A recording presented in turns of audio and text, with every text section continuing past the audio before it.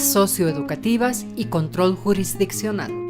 Las medidas socioeducativas tienen como objetivo educar y reintegrar al adolescente.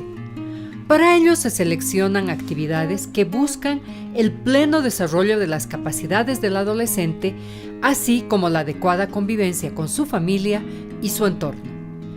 Estas medidas pueden ser de tres tipos: en libertad, con restricción de libertad y con privación de libertad. Cuando el juez dicta sentencia imponiendo una medida socioeducativa, un equipo interdisciplinario debe elaborar, con la participación de la o el adolescente y su familia, un PIEM, Plan Individual de Ejecución de Medidas Socioeducativas.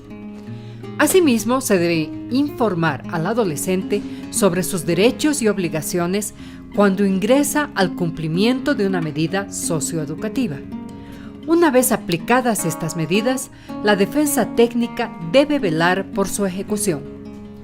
Para el control jurisdiccional de medidas, el juez público tiene ciertas facultades de supervisión y control sobre la ejecución de las medidas determinadas en la sentencia. Estas facultades están dirigidas a proteger los derechos de los adolescentes y el cumplimiento de las medidas una vez que la sentencia se ha ejecutoriado.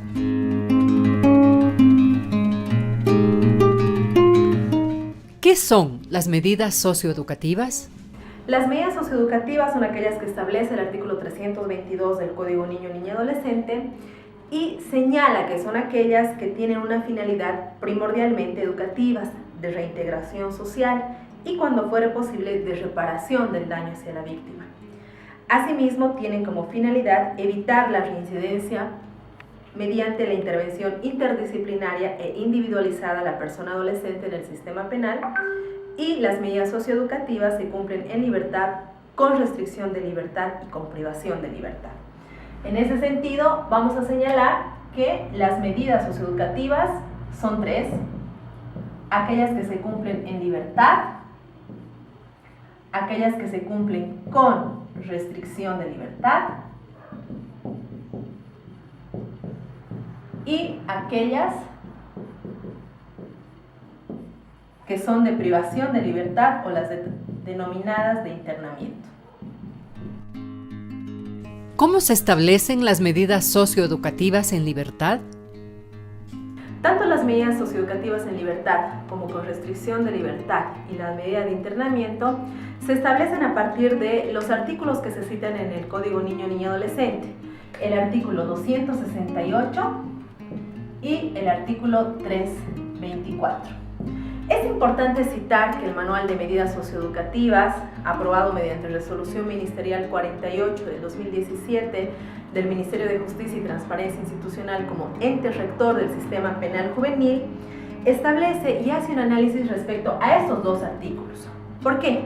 Porque a la lectura de ambos artículos podríamos identificar que dan una respuesta contradictoria para la aplicación de las medidas socioeducativas. El artículo 268 nos habla de la responsabilidad penal atenuada en las 4/5 partes, que dice: cuando la pena atenuada sea inferior a 3 años, corresponderá la aplicación de una medida en libertad o con restricción de libertad. Y cuando sea superior a 3 años, corresponderá una medida de internamiento. En cambio, el artículo 324 establece las pautas para poder aplicar estas medidas socioeducativas, pero las hace de una manera diferente. Dice que cuando la pena atenuada sea inferior a 1 año, corresponderá una en libertad. Cuando sea inferior a 2 años, una con restricción de libertad. Y cuando sea superior a 2 o más, corresponderá una medida de internamiento. Acá nosotros podemos evidenciar que se habla de 3 años como una pauta y aquí de 1 año y 2 años. Ante esa contradicción es que, por ejemplo, el parágrafo 85 del Manual de Medidas Socioeducativas refiere que tanto el artículo 268 como el 324, que disponen de que dan soluciones diferentes a un artículo, estamos identificando un caso de antinomia jurídica. ¿Qué quiere decir la antinomia jurídica? Hay una contradicción entre normas cuando dos normas imputan al mismo caso soluciones incompatibles. Aquí nosotros estamos evidenciando soluciones incompatibles. ¿Por qué? ¿Aplicamos una pena inferior de 3 años o aplicamos una pena inferior de 1 o 2 años? ¿No? En ese sentido es que el manual refiere que para saber cuál artículo aplicar, el 268 o el 324, como operadores de justicia, como integrantes del sistema de responsabilidad penal, no corresponde hacer o no tenemos las atribuciones o no se tienen las atribuciones para poder hacer una modificación legislativa. Al contrario, lo que se debe hacer es una interpretación. Y esa interpretación, refiere el manual, debe estar en el marco del principio pro homine, el principio que está establecido en el artículo 29 de la Convención Americana de los Derechos Humanos, que obliga a las autoridades judiciales y administrativas a efectuar la interpretación más favorable para el efectivo goce y el ejercicio de los derechos y libertades fundamentales. Por tanto, el artículo que deberá aplicarse para establecer una medida socioeducativa, ya sea en libertad, con restricción o de internamiento, tendría que ser, en este caso, en base al principio pro homine, el artículo 268. Finalmente, cabe señalar que el establecimiento de una medida socioeducativa para un adolescente con responsabilidad penal no debe ser una mera fórmula matemática. ¿Qué quiere decir eso? Que nosotros podemos sacar las 4/5 partes de un máximo penal, ya sea de 30 años, de 20 años o de 8 años, podemos sacar que corresponde a 2 años y 6 meses, 2 años y 7 meses, pero el Código Niño, Niña, Adolescente además establece en el artículo 325 las pautas para la determinación y aplicación de la medida socioeducativa.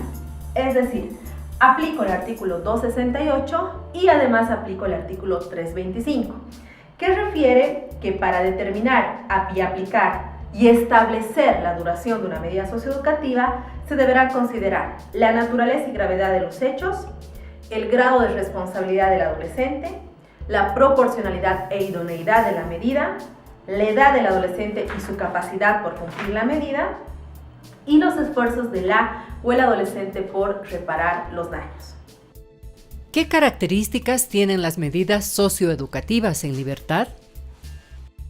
Las medidas socioeducativas en libertad son dos: la libertad asistida y la prestación de servicios a la comunidad. El Código Niño, Niña, Adolescente se limita a señalar el concepto de cada tipo de medida, sin embargo, no señala características ni procedimiento. Es así que el Manual de Medidas Socioeducativas hace un esfuerzo por poder identificar cuáles son las características, en qué circunstancias pueden aplicarse este tipo de medidas socioeducativas y cuál es el procedimiento para establecer estas medidas. En ese sentido es que, por ejemplo, cita que la libertad asistida es una medida en la que requiere mayor seguimiento del tutor o tutora. ¿Por qué? Porque es una medida en la cual el adolescente con responsabilidad penal podrá hacer todas sus actividades normales, diarias: educación, instituto, colegio, deportes, trabajo, ¿no? Y no podrá ser interrumpido con otro tipo de actividades que generen o le lleven tiempo. Es decir, él ocupa todo su tiempo libre en actividades que deban ser de seguimiento del equipo interdisciplinario del centro de orientación. Cabe señalar que tanto la libertad asistida como la prestación de servicios a la comunidad son medidas que deben ser seguidas por el centro de orientación dependiente de cada instancia técnica departamental de política social. En ese sentido, el artículo 327 del Código Niño, Niña, Adolescente señala que la libertad asistida consiste en otorgar a la o el adolescente la libertad, obligando a este o a esta a someterse, durante el tiempo que dura la sanción, a la supervisión, asistencia y orientación de una persona técnica debidamente capacitada.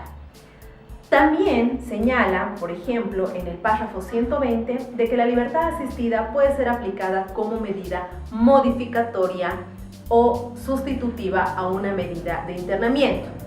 El artículo 347 del Código Niño, Niña, Adolescente señala cuándo una medida puede ser revocada, agravada o cuándo una medida puede ser sustituida por una beneficiosa.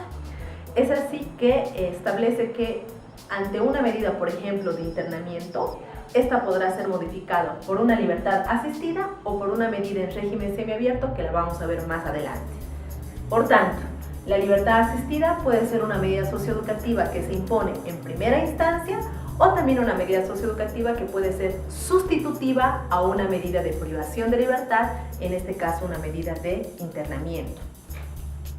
Una de las características que se señala respecto a la libertad asistida es de que se debe considerar, reitero, mayor presencia de un tutor o una tutora, porque es quien debe hacerle seguimiento a la o el adolescente en todas sus actividades diarias. Además que es pertinente la presencia de adultos significativos en la vida del adolescente, tanto en las actividades específicas que se señalen en su PIEM, por ejemplo, o en sus planes de intervención familiar, como en situaciones de aprendizaje concretos donde se involucre al adolescente con adultos. Finalmente, cabe señalar otra de las características de esta libertad asistida es de que cuánto tiempo se necesita para hacer seguimiento, cuánto tiempo se necesita para poder acompañar al adolescente. Y el párrafo 132 sugiere que el seguimiento y el acompañamiento por parte de este tutor o tutora se realiza por lo menos una vez a la semana, en forma permanente, con informes escritos dirigidos al centro de orientación, y mediante conducto regular, y al centro de orientación informará a la instancia técnica y a su vez a la autoridad judicial. Entonces, el seguimiento y acompañamiento se hace por lo menos una vez a la semana. ¿Cuánto tiempo? El manual sugiere que cada visita de seguimiento debe tener una duración total mínima de 1 hora, incorporando las pautas necesarias para lograr los objetivos previstos en su plan individual de ejecución de medidas. Luego tenemos la medida de prestación de servicios a la comunidad. Esta medida de prestación de servicios a la comunidad, según señala la doctrina, es una medida de naturaleza generalmente restaurativa. ¿Por qué? Porque le da la posibilidad a la o el adolescente de poder reparar el daño ocasionado a una víctima indirecta, en este caso la sociedad. Pero para que pueda ser considerada como una reparación simbólica y no como un castigo o algo impuesto, se deben considerar varias características de esta medida de prestación de servicios a la comunidad. Por ejemplo, cita el manual en el párrafo 94, según los especialistas, la prestación de servicios a la comunidad no suele ser la medida más adecuada para adolescentes reincidentes de delitos graves o aquellos adolescentes que estén sometidos a problemas de consumo o bebidas alcohólicas. Pero tampoco son exclusivos para adolescentes que delinquen por primera vez o ingresen al sistema de responsabilidad penal por delitos de menor gravedad.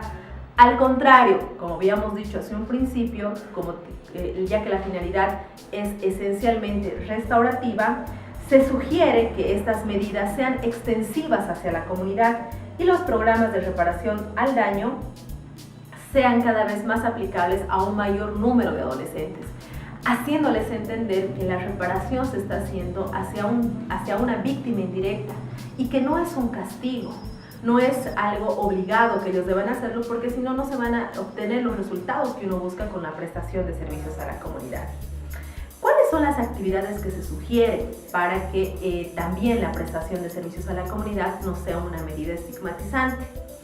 Se sugiere que las tareas relacionadas a la prestación de servicios sea, por ejemplo, con el cuidado y conservación del medio ambiente, la protección y rescate de animales, el acompañamiento a colectivos en situación de vulnerabilidad, en este caso adultos mayores, personas con discapacidad, personas con enfermedades terminales.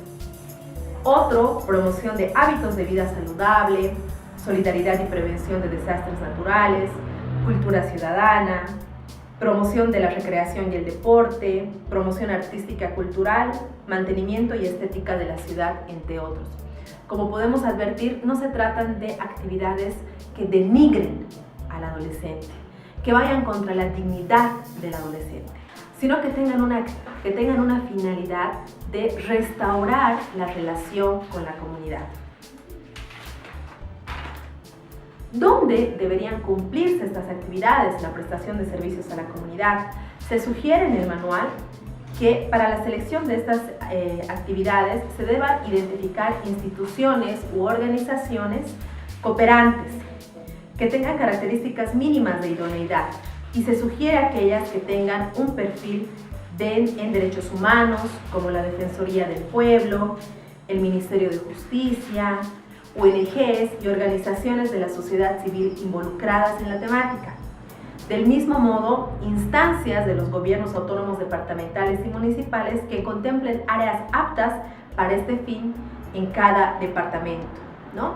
Cabe señalar que la prestación de servicios a la comunidad es una medida que se va a determinar en sentencia, es decir, la autoridad judicial resuelve por esta medida, debe determinar el tiempo de la medida, pero el lugar donde se va a cumplir la prestación de servicio a la comunidad debe ser identificado por la instancia técnica, en este caso el centro de orientación, a través del centro de orientación. ¿Por qué? Porque el centro de orientación, a través de su equipo interdisciplinario, es quien va a realizar la intervención psicosocial al adolescente. Es decir, va a identificar cuáles son sus habilidades, cuáles son sus capacidades, cuáles son sus aptitudes, dónde el adolescente va a poder producir mejor. Solamente el equipo interdisciplinario o un informe psicosocial nos va a decir cómo está el adolescente, cómo se siente el adolescente, dónde es apto el adolescente. Lamentablemente nosotros, tal vez en un proceso judicial, tal vez en la sentencia, no se van a poder identificar de manera específica estas características del adolescente. Por tanto, la autoridad judicial deberá limitarse solamente a resolver la prestación y el tiempo que va a durar la prestación. Reitero, el lugar donde va a cumplir la prestación de servicios a la comunidad lo va a determinar el centro de orientación. ¿Cómo? A través de la intervención psicosocial que haga del adolescente para identificar habilidades, aptitudes, capacidades y con eso saber en qué institución él va a poder producir, se va a sentir como protagonista activo, va a poder ser un adolescente que realmente pueda contribuir o restaurar los lazos con la comunidad, por un lado. Por el otro, hay que considerar, conforme dice el manual, el tipo de medidas que va a llevar adelante. Y para eso es importante que el centro de orientación haga convenios interinstitucionales con estas instituciones o entidades que identifique dentro de la sociedad. ¿Cuál es el procedimiento de las medidas socioeducativas en libertad? Hace un momento indicábamos que en general, para la aplicación de las medidas socioeducativas, se debe considerar el artículo 268 y el artículo 325. El 268 que habla sobre la responsabilidad penal atenuada en las 4/5 partes y que para delitos cuyo máximo penal estén entre 15 y 30, la sanción deberá cumplirse en un centro especializado en privación de libertad. Sin embargo, para delitos cuyo máximo penal sea menor a 15 años, se aplicarán medidas socioeducativas con restricción de libertad y en libertad. Es decir, que para la aplicación de las medidas socioeducativas de libertad asistida o prestación de servicios a la comunidad, por un lado, basta que las 4/5 partes de ese máximo penal sean inferiores a 3. Es decir, que determinado delito, si yo saco las 4/5 partes, resuelvo las 4/5 partes, corresponderá una libertad asistida o una prestación de servicio a la comunidad, ya sea 6 meses, ya sea 1 año, ya sea 2 años, ya sea 2 años y 6 meses. Lo importante es que sea inferior a 3 años. Es decir, aplico el artículo 268 para determinar el tiempo y la duración y de igual manera el artículo 325, que son las pautas de determinación que lo habíamos señalado hace un momento, que hablan sobre el grado de responsabilidad del adolescente, los esfuerzos que hizo para la reparación del daño, la naturaleza y gravedad de los hechos, la proporcionalidad e idoneidad de la medida. El procedimiento para aplicar ambas medidas socioeducativas nos basamos en el artículo 268 y el artículo 325, recalco, considerando que se podrá aplicar cuando la atenuada de las 4/5 partes sea inferior a 3 años. Es importante señalar que solo se aplica una medida socioeducativa, ya sea libertad asistida o prestación de servicios a la comunidad. No se pueden aplicar 2 medidas socioeducativas al mismo tiempo. ¿Cuáles son las medidas con restricción de libertad? Las medidas con restricción de libertad son la medida con régimen domiciliario, la medida en régimen en tiempo libre y la medida socioeducativa en régimen semiabierto.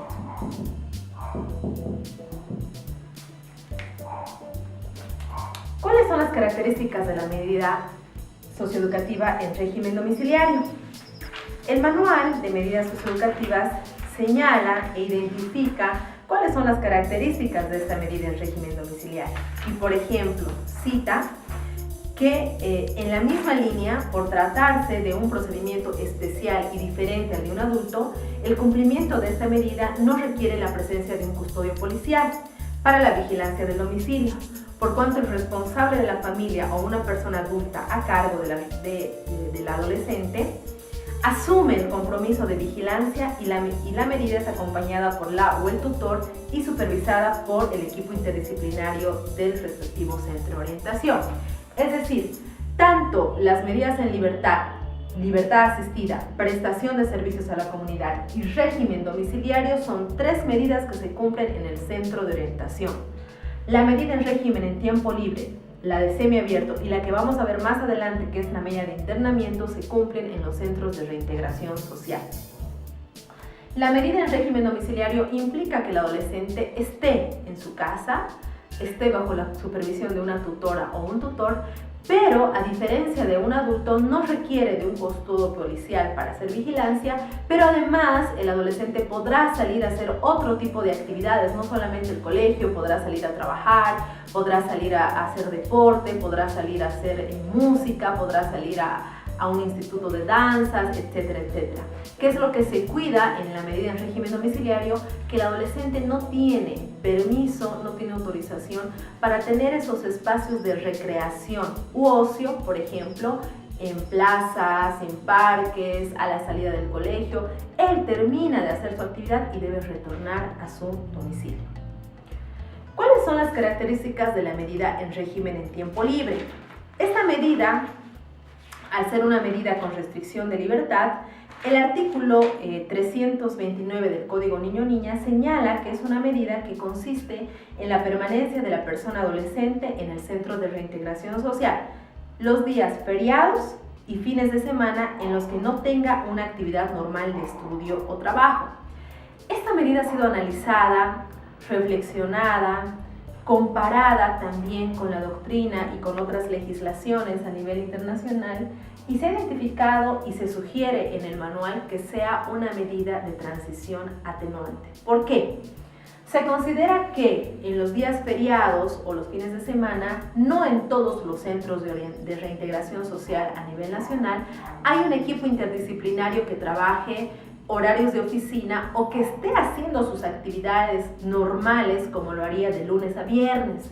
Por tanto, el adolescente, por un lado, no tendría la atención de un equipo interdisciplinario normal, como este equipo interdisciplinario lo haría otros días, por un lado. Por el otro, el adolescente se ve forzado a tener convivencia con los demás adolescentes en el centro los fines de semana y feriado, no de lunes a viernes, como lo tendrían otros adolescentes. Por tanto, determinar esta medida directa, sin considerarla como una medida de transición atenuante, implica exponer al adolescente a su permanencia, reitero, en el centro, los días feriados y fines de semana, días en los cuales no existe actividades ni servicios regulares de los equipos interdisciplinarios en el centro. Circunstancias que hacen inviable una atención especializada hacia su proceso de reintegración precisamente durante ese tiempo. Transición atenuante significa que ante un cambio de medida socioeducativa, por ejemplo, de semiabierto o la más grave de internamiento, la autoridad judicial podrá modificarla por una en tiempo libre.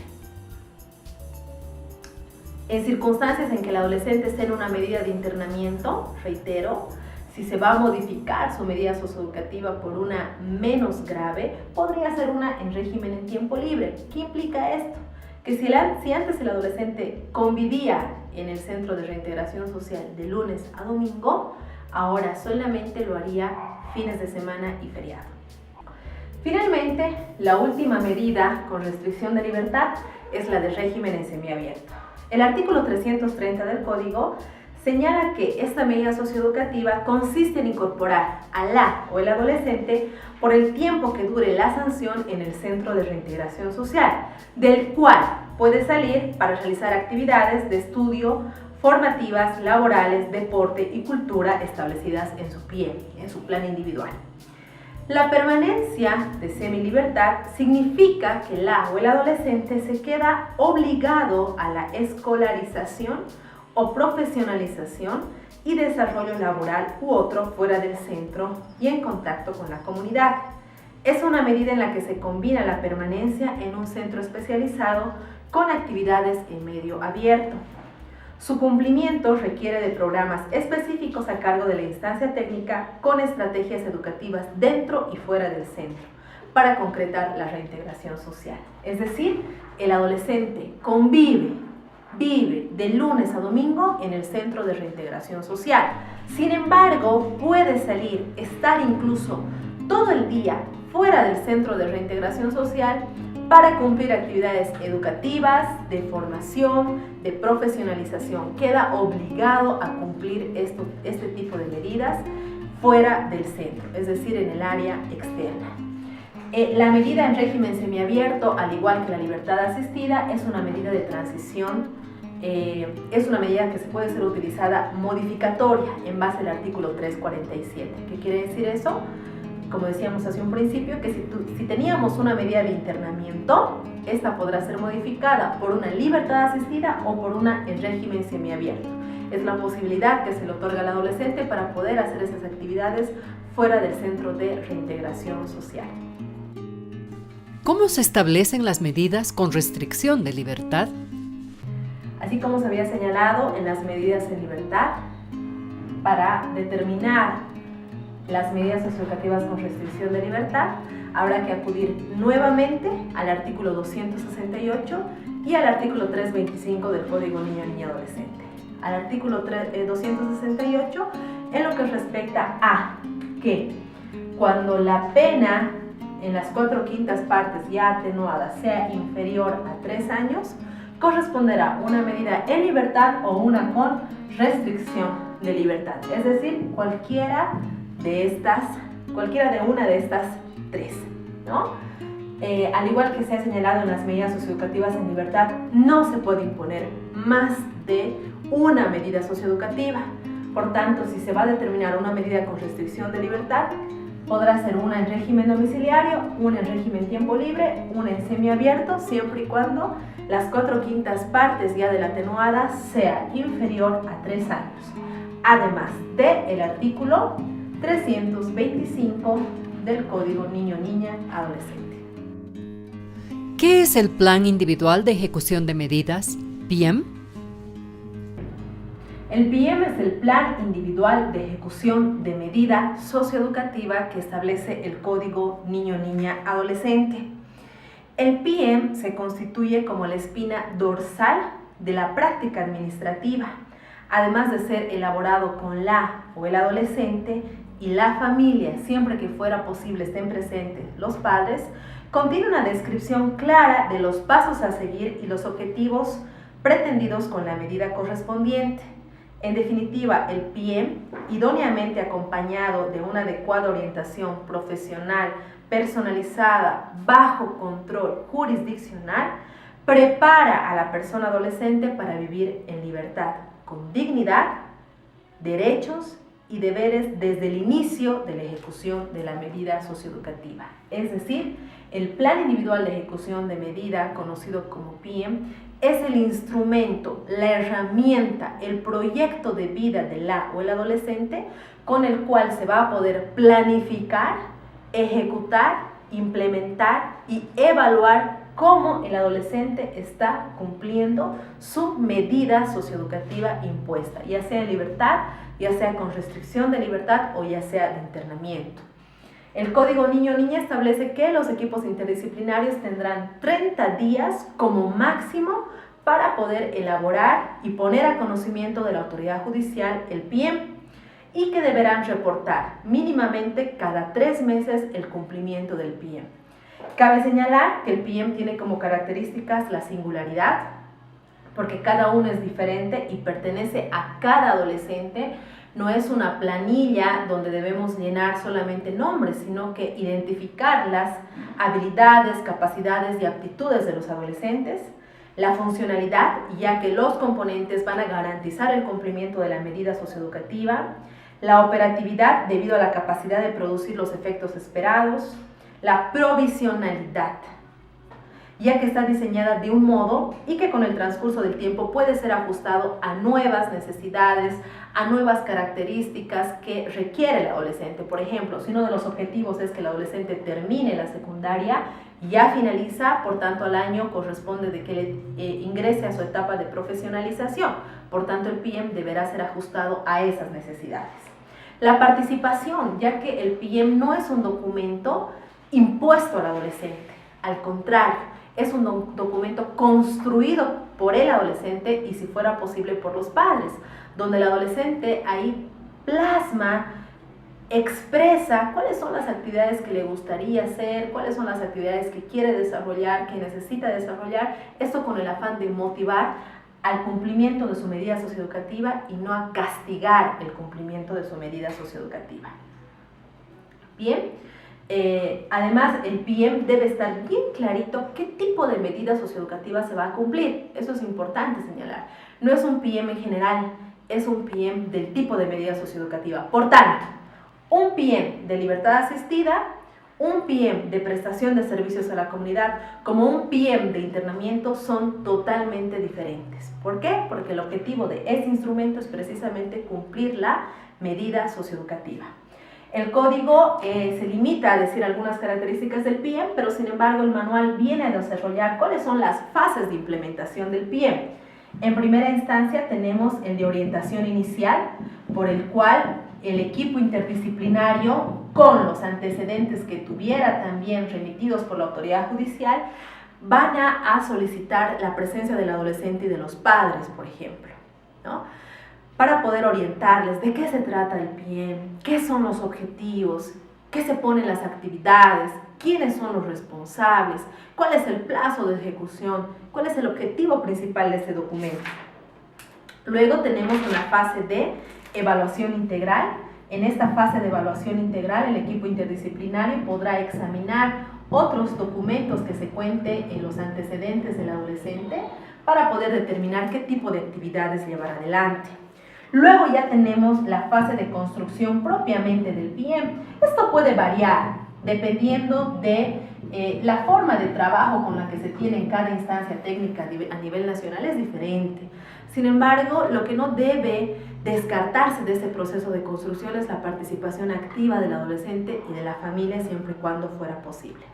Luego se cuenta con, en la fase de construcción, el manual hace observación o cita algunos subprogramas que deberían tener los centros.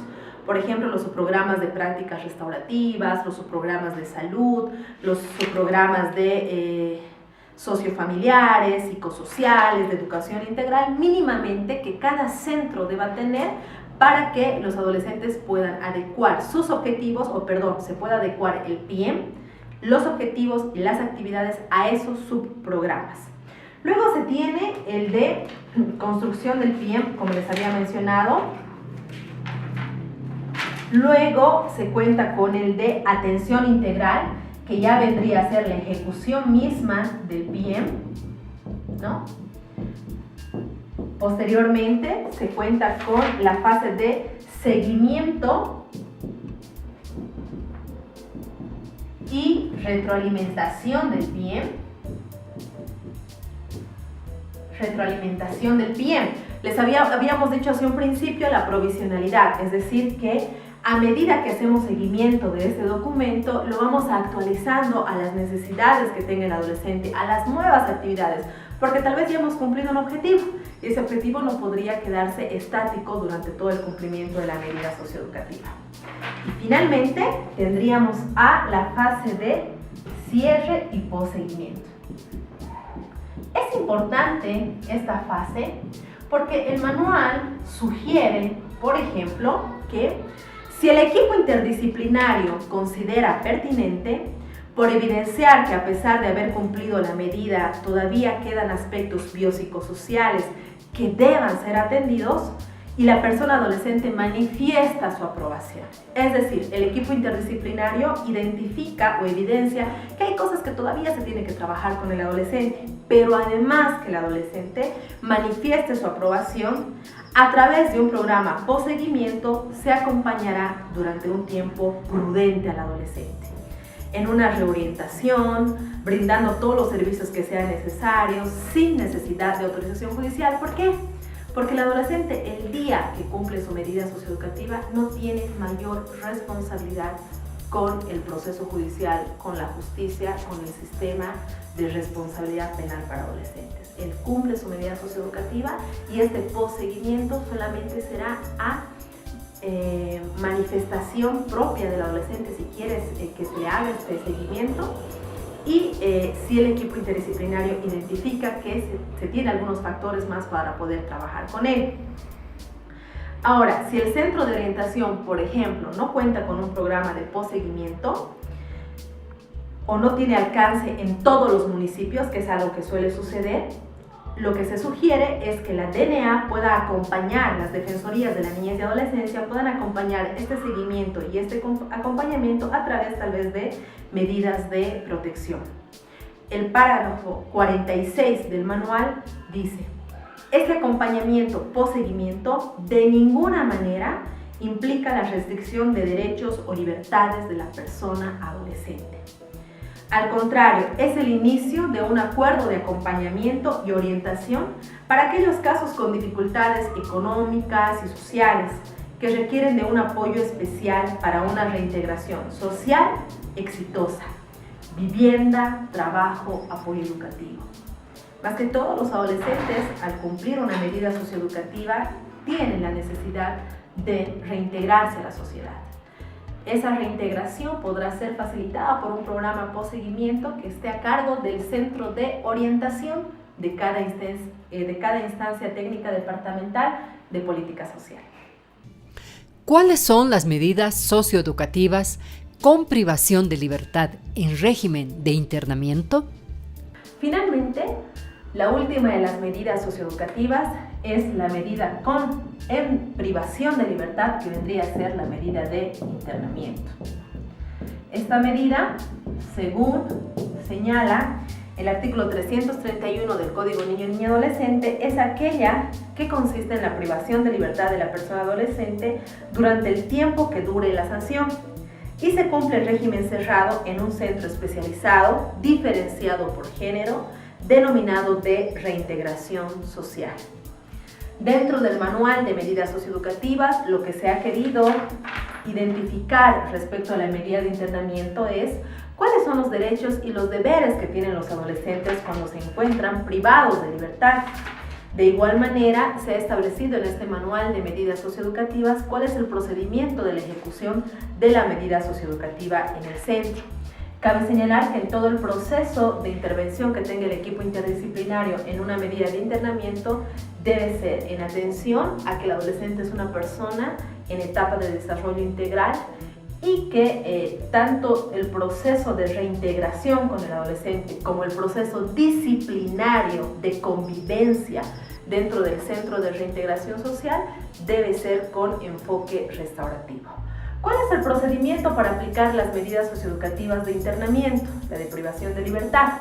Al igual que las dos anteriores, haremos énfasis a lo que establece el artículo 268 del Código Niño y Niña Adolescente, que en este caso señala: cuando la pena atenuada sea superior a los 3 años, corresponderá una medida de internamiento. Reitero, solo cuando la pena atenuada ya en las 4/5 partes sea superior a 3 años, corresponderá una medida de internamiento. Es importante identificar que dentro del proceso penal juvenil, la libertad es un derecho y una garantía que debe ser garantizada, preservada en toda instancia del proceso hacia la o el adolescente. Por tanto, la privación de libertad debe ser excepcional, el último recurso. Por lo que la medida de internamiento debe ser el último recurso que tenga la autoridad judicial para resolver o la autoridad fiscal para requerir en caso de que la pena atenuada sea superior a los 3 años. Además de las pautas de determinación de medidas socioeducativas que habíamos reiterado están señaladas en el artículo 325.